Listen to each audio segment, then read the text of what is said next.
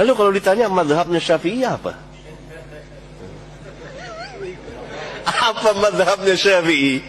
Apa mazhabnya Abu Hanifah?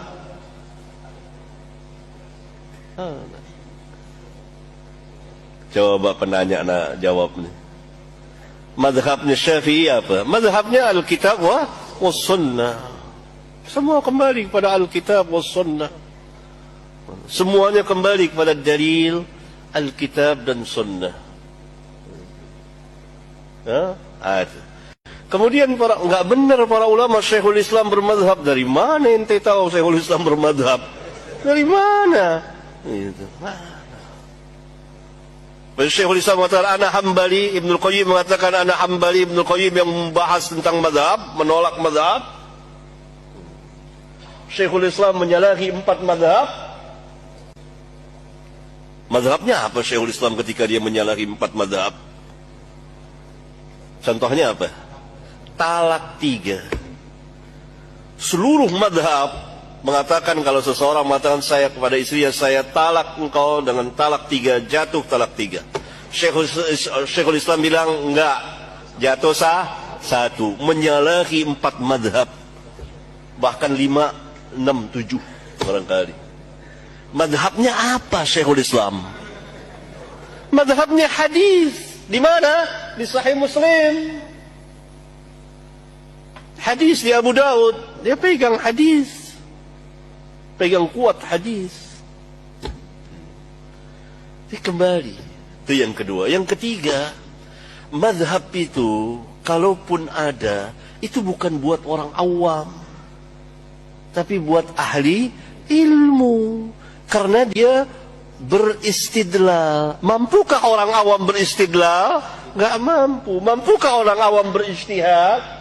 Ini salah kaprah. Mazhab itu artinya kumpulan pendapat ijtihad para ulama. Dan yang bisa masuk ke sana orang awam atau ahli ilmu? Ahli ilmu. Itu paham. Orang awam mana? Orang awam dalil. Dia tidak bisa beristidlal, dia pegang dalil kitab wa sunnah. Jadi salah kalau dikatakan saya mazhabnya Syafi'i, dia awam. Kalau penanya bukan ahli ilmu, bukan ulama, maka dia tidak berhak bermadhab. Karena bermasuk ke dunia madhab, itu dunia ijtihad. Dia mentarjih. Dan itu ahli ilmu. Dan dia melihat semuanya itu. Bagaimana ijtihad para ulama ketika tidak ada dalil yang tegas.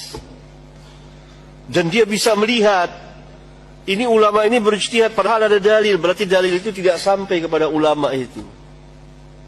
Ini salah kaprah. Ini saya terangkan karena orang-orang awam, saya mazhabnya Syafi'i. Bagaimana antum bermazhab, antum bukan mujtahid? Mampu tidak dia beristidlal? Enggak mampu orang awam. Jadi mazhab itu kalaupun ada, itu khusus orang-orang alim, bukan orang-orang awam. Karena dia memasuki dunia ijtihad. Oleh karena itu para ulama mengatakan bahawa menentukan salah satu mazhab, ini adalah bid'ah besar dalam Islam dan kemunduran Islam. Apalagi hanya dibatasi 4. Emang ulama hanya 4? Itu. Banyak. Ini mazhabnya Bukhari mau dikemanakan? Belum mazhabnya Abu Daud, mujtahid mutlaq al-imam. Belum mazhabnya al-imam Muslim. Belum yang sebelumnya mazhabnya Sufyan al-Thawri. Belum mazhabnya Syu'bah, Amirul Mu'minin fil hadis. Belum mazhabnya al-imam al-Auza'i. Dan mazhab yang lain. Kenapa hanya dibatasi 4? Jahil. Jahil. Tidak ada mazhab dalam Islam. Oleh karena itu para ulama mengatakan ta'assub madhabiyah, kepanatikan terhadap mazhab, itu bid'ah di dalam Islam.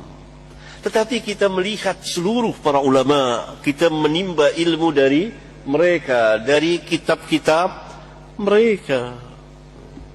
Dan mereka masing-masing mempunyai kemampuan sendiri.